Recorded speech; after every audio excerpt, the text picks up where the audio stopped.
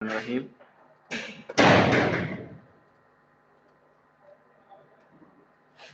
स्पायरोकीट्स में हम स्पायरोकीट्स के बारे में अभी हम पढ़ने लगे थे। स्पायरोकीट कौन कौन से ऑर्गेनिजम्स होते हैं। इसमें ट्रेपोनिमा होता है, ट्रेपोनिमा पैलेडम जो कि सिफिलिस काज करवाता है। उसके बाद लेप्टोस्पायरा इंटेरोजेंस जो कि लेप्टोस्पायरोसिस काज करवाता है, ठीक है। उसके अलावा बोरीलिया जो कि लाइम डिजीज काज करवाता है। बोरीलिया बर्गडोरफेरी इसका नाम है। इनकी जर्नल करेक्टरिस्टिक्स स्पायरोकीट्स की क्या होती हैं। Large spirochaetes are gram negative, others are too thin to be seen with light microscope. जो लार्ज स्पायरोकीट्स होते हैं वो ग्राम नेगेटिव होते हैं, उनको ग्राम स्टेनिंग के थ्रू हम स्टेन कर सकते हैं। लेकिन जो ह्यूमंस के अंदर पैथोजेनेसिस काज करवाते हैं, ह्यूमंस के अंदर बीमारी पैदा करवाते हैं, वो बहुत छोटे होते हैं, उनको हम ग्राम स्टेनिंग के थ्रू लाइट माइक्रोस्कोप के थ्रू नहीं देख सकते। Seen under dark ground microscope by stain with silver, उनको डार्क ग्राउंड माइक्रोस्कोप के थ्रू हम देख सकते हैं, ठीक है। अंडर सिल्वर स्टेनिंग के बाद उनको डार्क ग्राउंड माइक्रोस्कोप के नीचे हम देख सकते हैं, ठीक है। ये कुछ इस तरह के नजर आएंगे। Treponema pallidum dark field microscopy, the coiled form of this spirochaete is in the centre of the field, ठीक है। सेंटर ऑफ द फील्ड में आपको एक कॉइल्ड फॉर्म की कोई चीज नजर आ रही है, वो क्या स्पायरोकीट है। कौन सा स्पायरोकीट? Treponema पैलेडम। What are spirochetes? Small, motile, slender, helically coiled, flexible bacteria. ठीक है, ये coiled flexible bacteria होते हैं। Requires special staining techniques. Gram stain is ineffective. इनके लिए special staining techniques require होती हैं। Gram stain के लिए ineffective है, वो इनके ऊपर एक्ट नहीं करता क्योंकि ये बहुत छोटे होते हैं। डार्क फील्ड माइक्रोस्कोपी इनके लिए यूज़ की जाती है। फ्लोरेसेंट टेक्निक यूज़ की जाती है। Silver stand for the tissues ये यूज़ किया जाता है। उसके अलावा रेड्स और जिम्सा स्टेन में डिटेक्ट बोरीलिया इन ब्लड स्मेयर। ये वाले कुछ स्टेनिंग टेक्निक्स हैं जो कि स्पायरोकीट्स के लिए यूज़ की जाती हैं। Classification of spirochaetes, human pathogens belongs to following 3 genera. जो ह्यूमन पैथोजेंस है, जो ह्यूमन के अंदर बीमारी पैदा करवाते हैं, वो इन 3 जनरा से बिलोंग करते हैं, इन 3 जनरा से ताल्लुक रखते हैं। ट्रेपोनिमा, लेप्टोस्पायरा एंड बोरीलिया, ठीक है। अभी हम इनको देखते हैं। ये अभी इनकी मॉर्फोलॉजिकली यानी कि शक्ल के एतबार से इन कैसे डिफ्रेंशिएट कर सकते हैं। थोड़ी बोरीलिया जो होता है उसकी ये कुछ दिखने में कुछ ऐसा होगा, ट्रेपोनिमा, उसके बाद लेप्टोस्पायरा, ठीक है, और स्पायरिलम। वैसे जब आप माइक्रोस्कोप के नीचे देखोगे उधर तो आपके लिए थोड़ा डिफरेंशिएट करना मुश्किल हो जाएगा, ठीक है। इधर आप इजीली कर सकते हैं। Treponema, main treponemas are Treponema pallidum which will cause syphilis, venereal disease. Venereal का मतलब होता है STI, सेक्सुअली ट्रांसमिटेड इन्फेक्शन, ठीक है। All species are morphologically identical. इसकी सारी जो स्पीशीज होंगी ट्रेपोनिमा की, वो मॉर्फोलॉजिकली यानी कि शक्ल के लिहाज से ऑलमोस्ट सेम होती हैं, एक जैसी नजर आती हैं। अगर उनको माइक्रोस्कोप के नीचे जो माइक्रोबायोलॉजिस्ट हैं जो बार बार देख रहे हैं वो भी उनको डिफ्रेंशिएट नहीं कर सकते on the basis of morphology. Characteristics of Treponema pallidum. Better seen under dark field microscopy. DFM means dark field microscopy. Prolonged Giemsa stain, silver impregnation method, ठीक है। जिम्सा स्टेन और सिल्वर इम्पर्जिनेशन मेथड के through उनको देखा जा सकता है under dark field microscopy. Morphology thin 10 microns with tapering ends. इनका जो साइज होगा 10 माइक्रोन होगा, ठीक है, विथ टेपरिंग एंड्स, यानी कि जो उनके एंड्स होंगे वो आहिस्ता आहिस्ता ब्रीक हो रहे होंगे, यानी कि जो उनका मिडल होगा वो थोड़ा सा मोटा होगा। जैसे जैसे वो एंड्स की तरफ जाएंगे आहिस्ता आहिस्ता आहिस्ता आहिस्ता वो बारीक होते जाएंगे। उसको टेपरिंग यानी कि टेपर करते हुए उनका एंड होगा आहिस्ता आहिस्ता और थिन होता जाएगा। Culture do not grow on artificial media. इनको आर्टिफिशियल मीडिया के ऊपर नहीं ग्रो किया जा सकता, ठीक है। उसके बाद very delicate, easily killed by drying और heating at 42 degree centigrade for an hour. अच्छे खासे डेलिकेट होते हैं, ठीक है। इनको ड्राई करने से, ठीक है, और उसके अलावा हीट करने से इजीली किल किया जा सकता है। कि टेम्परेचर भी बता दिया गया है, कितनी देर तक करना है वो भी बता दिया गया है। एंटीजेनिसिटी इनकी एंटीजेनिसिटी कैसे होती है? 3 types of antibodies are produce इनके अगेंस्ट, जो इनके एंटीजेंस होते हैं उनके अगेंस्ट 3 टाइप की एंटीबॉडीज प्रोड्यूस होती हैं। Non specific reagent antibody, specific found in Treponema pallidum. जो स्पेसिफिक एंटीबॉडीज होती हैं वो ट्रेपोनेमा पैलिडम जो कि पैथोजेनिक स्ट्रेन है उसमें आपको मिलेंगी, ठीक है। ट्रेपोनेमल एंटीबॉडीज उनको नाम दिया जाता है। Treponema pallidum causes syphilis which can be venereal, congenital and non-venereal, ठीक है। या तो STI हो सकती है, सेक्सुअली ट्रांसमिटेड इन्फेक्शन हो सकती है, congenital syphilis भी हो सकती है, और उसके अलावा नॉन सेक्सुअली ट्रांसमिटेड जो सिफिलिस होगी वो हो सकती है, ठीक है।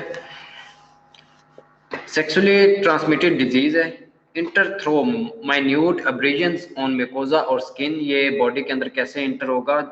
जो बॉडी के ऊपर छोटे छोटे अब्रेजन्स होंगे, ठीक है, माइन्यूट अब्रेजन्स, उनके थ्रू छोटा मोटा कोई कट लगा होगा उसके थ्रू ये बॉडी के अंदर इंटर हो सकते हैं। Incubation period about a month. इनका जो इंक्यूबेशन पीरियड होता है यूजुअली 1 महीना होता है, लेकिन 10 days to 90 days हो सकता है, ठीक है, वेरी करता है। लेकिन अगर मीन जो एवरेज लगाया जाए इंक्यूबेशन पीरियड वो 1 मंथ होता है। Infectivity is maximum during first 2 years of the disease. जो इन्फेक्टिविटी होती है first 2 years of the disease will be maximum primary, secondary and early latent stage. Means जो बंदा इन्फेक्टेड है, ठीक है, जिस बंदे में ये डिजीज चल रही है उसके डिजीज के पहले जो 2 साल होते हैं, इन 2 सालों के अंदर वो दूसरे जो इंडिविजुअल्स हैं उनके अंदर डिजीज मैक्सिमम डिजीज ट्रांसमिट कर सकता है, ठीक है। पहले 2 सालों के अंदर प्राइमरी स्टेज चल रही होती है, उसके बाद सेकेंडरी स्टेज और अर्ली लेटेंट स्टेज, ठीक है। जो आखिरी उसकी कन्वल्सन स्टेज की अर्ली लेटेंट स्टेज होती है वो चल रही होती है, और इन 3 स्टेजेस के अंदर वो मैक्सिमम डिजीज होती है वो ट्रांसमिट कर सकता है। Stages of venereal syphilis. Primary syphilis. Hard chancre on the genitals, painless, avascular, circumscribed, indurated ulcer, ulcerated lesions. Genital area के ऊपर हार्ड उनकी जो बेस होगी, यानी के अल्सर्स होंगे जेनाइटल एरिया के ऊपर, उनकी बेस हार्ड होगी, ठीक है, और उसकी एक हाल मार्क होगा वो पेनलेस होंगे, ठीक है। सर्कमस्क्राइब्ड राउंडेड लीजन्स होंगे, इंड्यूरेटेड अंदर की तरफ होंगे, उसके जो एजेस होंगे, जो उसके किनारे होंगे वो बाहर की तरफ उभरे हुए होंगे, ठीक है। अल्सरेटेड लीजन्स, अल्सरेटेड अल्सर्स होंगे, ठीक है। अवस्कुलर, और उनमें वेसल्स नहीं होंगी, ब्लड नहीं होगा, ठीक है। अवस्कुलर, इस लीजन के अंदर आपको वेसल्स नहीं मिलेंगे। Covered with a thick glairy exudate rich in स्पायरोकीट्स।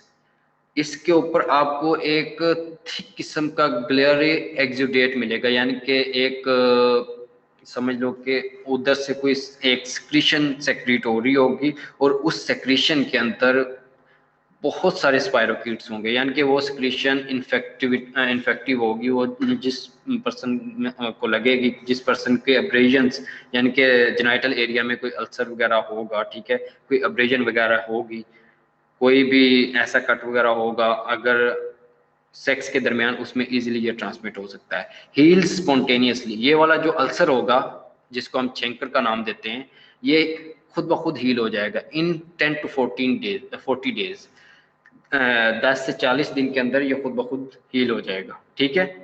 बात इसमें याद कर रखने वाली, इसकी बेस जो होगी वो हार्ड होगी, पेनलेस होगा, अवस्कुलर होगा, वेसल्स नहीं होगी, सर्कमस्क्राइब्ड इंड्यूरेटेड अल्सर होगा, ठीक है। प्राइमरी लीजन कुछ इस तरह की नजर आएगी, लेकिन ये जेनाइटल एरिया पे होता है, ठीक है।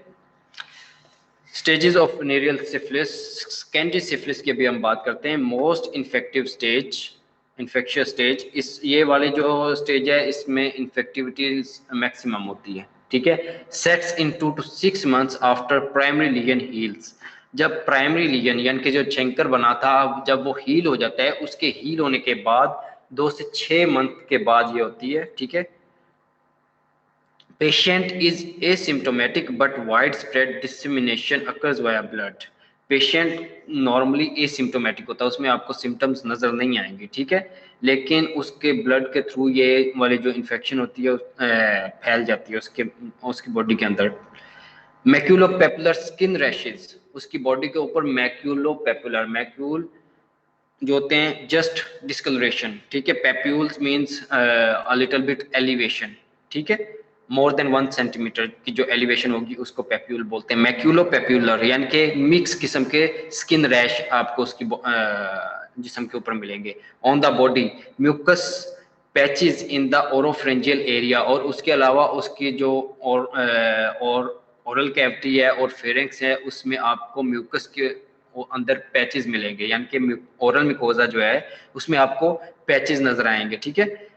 And condylomata lata at the mucocutaneous junctions, और आपको एक स्पेसिफिक स्किन लीजन नजर आएगी जिसको कंडाइलोमेटा लाटा का नाम दिया जाता है, ठीक है, जो सिर्फ और सिर्फ सेकेंडरी सिफिलिस के अंदर आपको मिलेंगी। कुछ इस तरह के मैक्यूलोपेपुलर रैश आपको मिलेंगे उस पेशेंट के अंदर, ठीक है, ये सेकेंडरी सिफिलिस में आपको मिलते हैं। उसके बाद latent syphilis,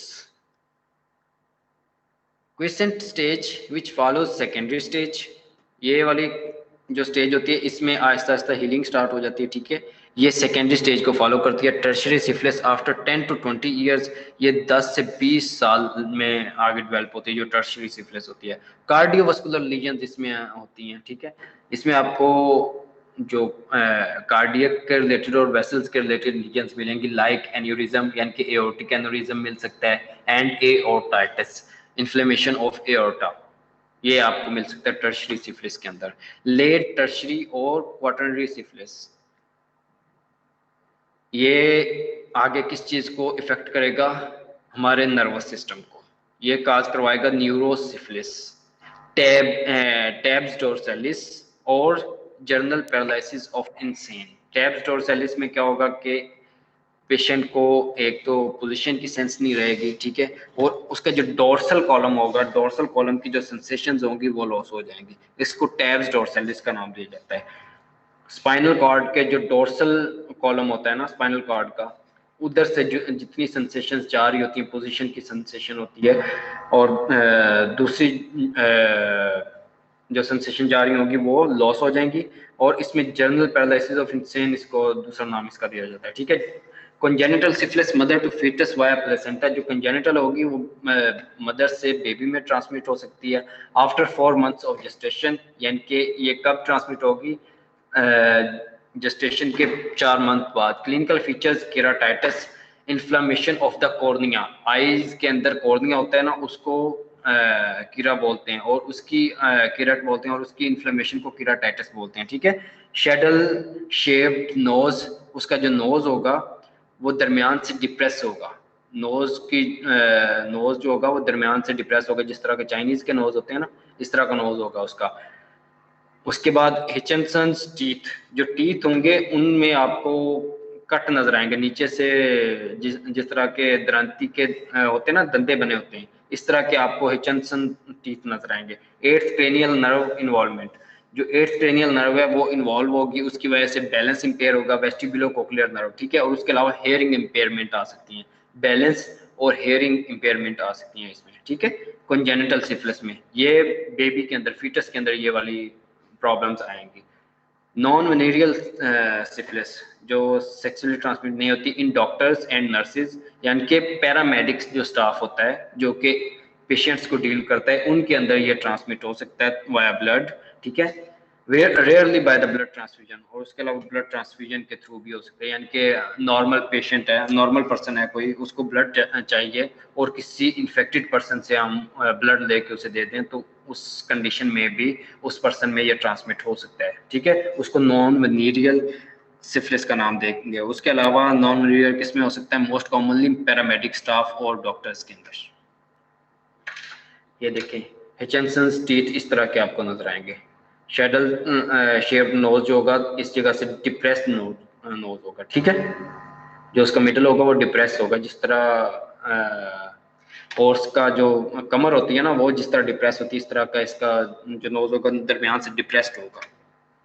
laboratory diagnosis, microscopy dark ground microscopy इसमें यूज की है, used in first and secondary syphilis. Silver staining इसमें की जाती है, ठीक है। सिल्वर स्टेनिंग के बाद हम ये वाली माइक्रोस्कोपी करेंगे। डायरेक्ट फ्लोरेसेंट एंटीबॉडी टेस्ट, इसमें हम फ्लोरेसेंट एक केमिकल होता है वो देंगे, ठीक है। वो जाके एंटीबॉडीज के एफसी पोर्शन के साथ बाइंड हो जाएगा।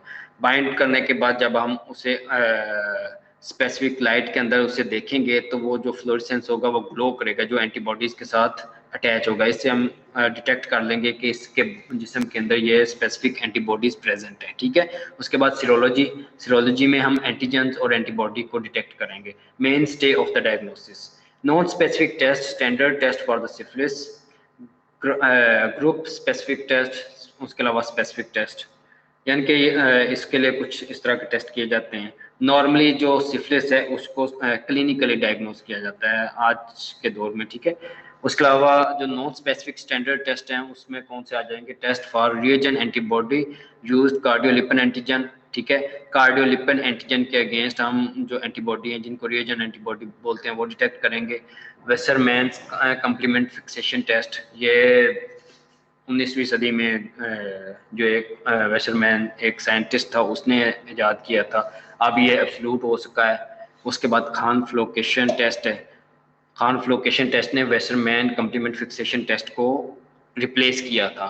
उसके बाद और यानी कि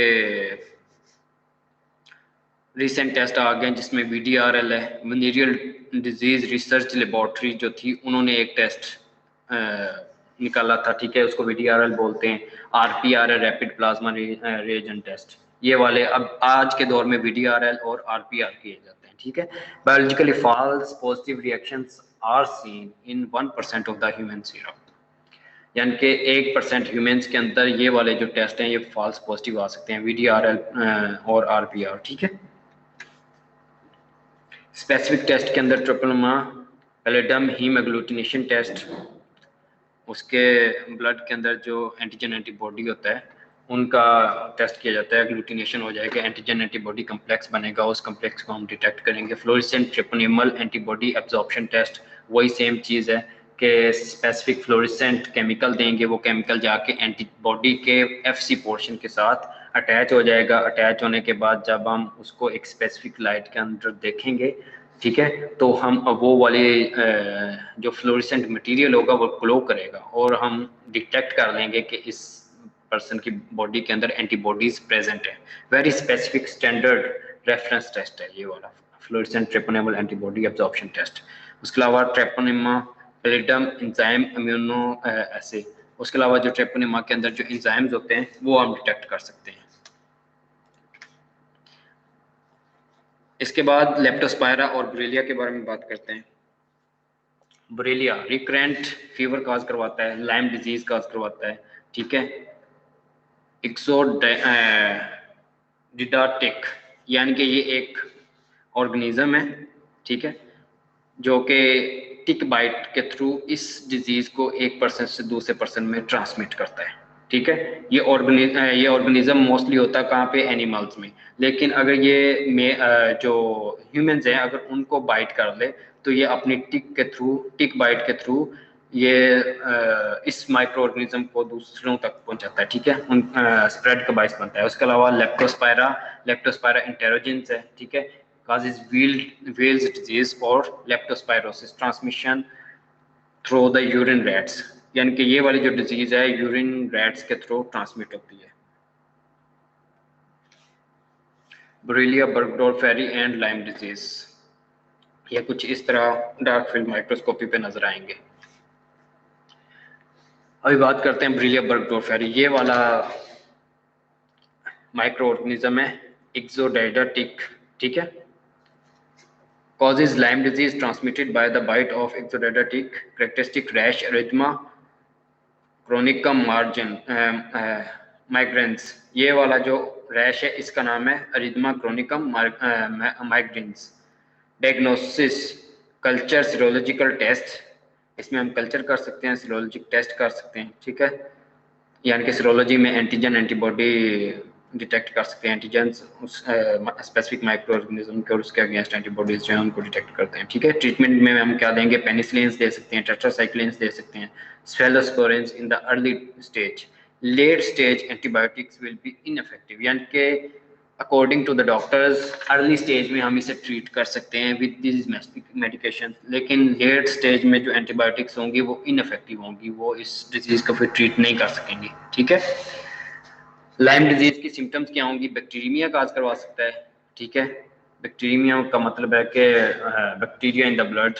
ठीक है, अक्यूट आर्थराइटिस यानी कि इन्फ्लेमेशन ऑफ जॉइंट काज करवा सकता है, कार्डियक प्रॉब्लम्स काज करवा सकता है, न्यूरोलॉजिक प्रॉब्लम्स काज करवा सकता है। ठीक है, उसके अलावा क्रोनिक जो डिजीज होगी वो वीक्स टू मंथ्स लेटर, यानी कि हफ्तों से लेके महीनों तक अगर इस डिजीज को ट्रीट ना किया जाए तो ये डिजीज क्रोनिक स्टेज में चली जाएगी, फिर उस कंडीशन को कहते हैं कि उस कंडीशन में जाके एंटीबायोटिक्स इस पे एक्ट नहीं करेंगी, एंटीबायोटिक्स का असर नहीं होगा। ठीक है, सीरम एंटीबॉडीज टू द बर्गडोर्फेरी, बुरीलिया बर्गडोर्फेरी। ठीक है, इसकी डायग्नोसिस के लिए एंटीबॉडीज हम डिटेक्ट करेंगे। Laboratory strains grow extremely slow, जो लेबोरेटरी की स्ट्रेन्स हैं वो बहुत स्लोली ग्रो करेंगी। टिश्यू कल्चर मीडिया, इसके लिए स्पेसिफिक ग्रोथ मीडिया यूज किया जाता है जिसका नाम है tissue culture media, not bacteriological media. ये बैक्टीरियोलॉजिकल मीडिया के ऊपर ग्रो नहीं करेगा, इसके कल्चर के लिए एक स्पेसिफिक मीडिया होता है जिसका नाम है टिश्यू कल्चर मीडिया, ये सिर्फ और सिर्फ उसी के ऊपर ग्रो करेगा। फिजिशियंस डिलेमा, यानी कि फिजिशियंस जो हैं, फिजिशियन डॉक्टर्स जो हैं वो इसके बारे में क्या सोचते हैं इस बीमारी के बारे में। Acute response to the antibiotic, antibodies not detectable.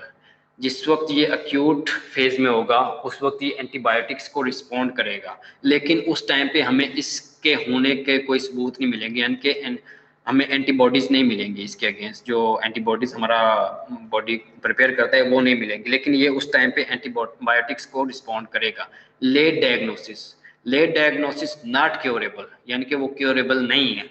Antibodies detectable, लेकिन उस स्टेज पे जाके एंटीबॉडीज जो होंगी वो डिटेक्टेबल होंगी, यानी कि जब इसकी एंटीबॉडीज को हम फाइंड आउट कर सकते हैं उस टाइम पे इसको क्योर नहीं कर सकते। जिस टाइम पे हम इसको क्योर कर सकते हैं उस टाइम पे इसके अगेंस्ट हमें कोई प्रूफ नहीं मिलता, एंटीबॉडीज नहीं मिलती। ठीक है, उसके बाद बात करते हैं लाइम डिजीज की एटियोलॉजी की। Reactive arthritis similar to Reiter's syndrome, rheumatic fever. Rheumatic fever में रूमेटिक फीवर में अगर वो जॉइंट्स को इन्वॉल्व करेगा तो आर्थराइटिस काज करवाएगा। राइटर्स सिंड्रोम के अंदर क्या काज करवाता है, एक तो यूरिथ्राइटिस, यूवियाइटिस और उसके अलावा आर्थराइटिस काज करवाता है, यानी कि ये तीन चीज़ें इकट्ठी काज करवाएगा। उसके अलावा रिजेंबल्स विद रूमेटॉइड आर्थराइटिस, यानी कि जिस तरह की इन दो बीमारियों के अंदर आर्थराइटिस होगी उसी तरह की आर्थराइटिस ये लाइम डिजीज काज करवाएगी, ये रूमेटॉइड आर्थराइटिस की तरह मिलती जुलती होगी। ट्रांसमिशन, इसकी जो ट्रांसमिशन है ये टिक के थ्रू होगी, टिक बाइट के थ्रू होगी। बुरीलिया हर्मेसी, यानी कि ये वाले जो ऑर्गेनिज्म है ह्यूमन के अंदर मोस्टली इन्फेक्शन कॉज नहीं कराते, बहुत रेयरली कॉज करवाते हैं। रोडेंट्स प्राइमरी होस्ट, ये रोडेंट्स के अंदर पाए जाते हैं प्राइमरीली। ठीक है, और टिक बाइट के थ्रू ये आगे ह्यूमंस में ट्रांसमिट हो सकते हैं। उसके बाद लाइस बुरीलिया रिकरेंटिस, ये ह्यूमन प्राइमरी होस्ट है, यानी कि हम ह्यूमंस के अंदर पाया जाता है लेकिन ये इन्फेक्शन इतनी कॉज नहीं करवाता, ये लाइस के थ्रू एक से दूसरे में जा सकता है। रिलैप्सिंग फीवर, यानी कि बार बार जो बुखार हो जाता है, ठीक है, उसको रिलैप्सिंग फीवर बोलते हैं।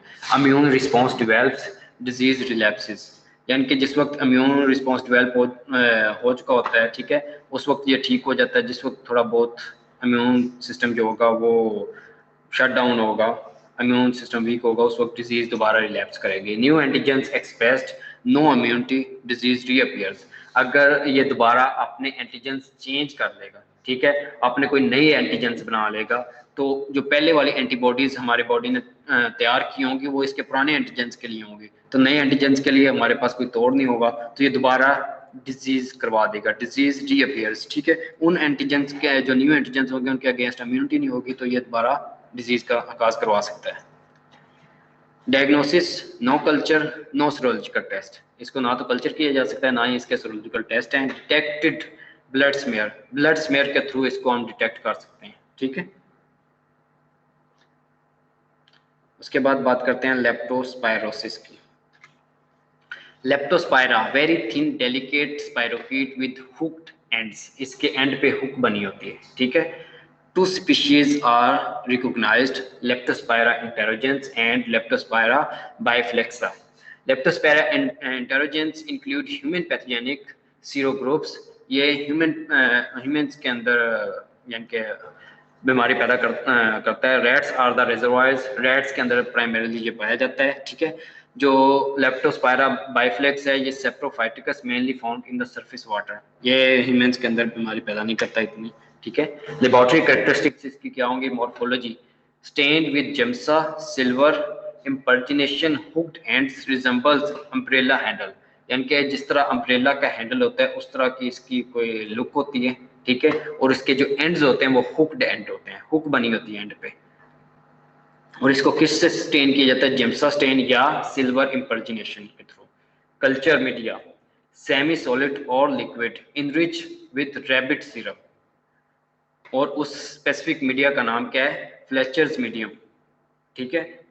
उस मीडियम के अंदर जो स्पेसिफिक रिक्वायरमेंट है वो बता दी गई है कि सेमी सॉलिड या लिक्विड होना चाहिए, इनरिच विद रैबिट सीरम, और उस मीडिया का नाम क्या है? Fletcher's medium. Pathogenicity causes Weil's disease, इसकी वजह से वेल्स डिजीज होगी जिसको दूसरे नाम पे लेप्टोस्पायरोसिस भी कहा जाता है, ठीक है। Wales disease transmission, leptospira in water contaminated by the urine of the rats enters the body through cuts or abrasions on the skin or through intact mucosa of mouth, nose or conjunctiva। यानी कि अगर वो pool वगैरह के अंदर infected rat का urine mix हो जाए, ठीक है, और उसी पोल के अंदर जो पर्सन शावर लेंगे उनके अब्रेजन्स वगैरह होंगी, कट वगैरह होंगे बॉडी के ऊपर, या कंजक्टाइवा के थ्रू या ओरल कैविटी के थ्रू, ओरल मिकोजा के थ्रू ये बॉडी के अंदर इंटर होगा, ठीक है। Incubation period about 10 days, usually 10 days होता 2 to 6 डेज, यानी कि 2 to 26 डेज तक हो सकता है, लेकिन एवरेज 10 डेज होता है। माइल्ड फीवर टू सीवियर और फेटल इलनेस विद हेपेटोरीनल डैमेज, ये माइल्ड टू सीवियर फीवर काज करवा सकता है, और हेपेटोरीनल डैमेज यानी कि लीवर को और रीनल यानी कि हमारे किडनीज को डैमेज करेगा। Fever with rigors and chills, ठीक है। उसके अलावा हेडेक हो सकती है, वॉमिटिंग, इक्ट्रेस क्यों होगा? क्योंकि लीवर को डैमेज कर रहा है, यानी कि जॉन्डिस काज करवा सकता है। परप्यूरिक हेमरेजेस क्यों होंगे? क्योंकि ये लीवर को डैमेज कर रहा है। जो क्लॉटिंग प्रोटीन्स होते हैं वो लिवर के अंदर मैन्युफैक्चर होते हैं, जब लिवर को डैमेज करेगा तो उनकी कमी हो सकती है, जिसकी वजह से परप्यूरिक हेमरेज हो सकते हैं, ठीक है। डायग्नोसिस इसकी कैसे बनाएंगे? एग्जामिनेशन ऑफ द ब्लड को एग्जामिन करेंगे first week only, first week के अंदर सिर्फ ब्लड को एग्जामिन कर सकते हैं, ठीक है, और इसको डायग्नोस कर सकते हैं। सेकेंड वीक में हम यूरिन कर सकते हैं। Second week of disease should be examined immediately after voiding, यानी कि यूरिन जब इमीडिएटली आफ्टर वॉइडिंग, जिस वक्त यूरिन किया जाए उसके फौरन बाद उसको एग्जामिन किया जाए तो हम इसको फाइंड आउट कर सकते हैं। Serology, antibodies appear by the end of first week and increase till fourth week of the disease। Antibodies first week में अपीयर हो जाएंगी और फोर्थ वीक तक यानी कि 1 महीने तक वो इंक्रीज होंगी बॉडी के अंदर। Treatment should be started early in the disease, जितना जल्दी हो सके इसका ट्रीटमेंट स्टार्ट करना चाहिए with penicillin, IV and tetracyclines के साथ।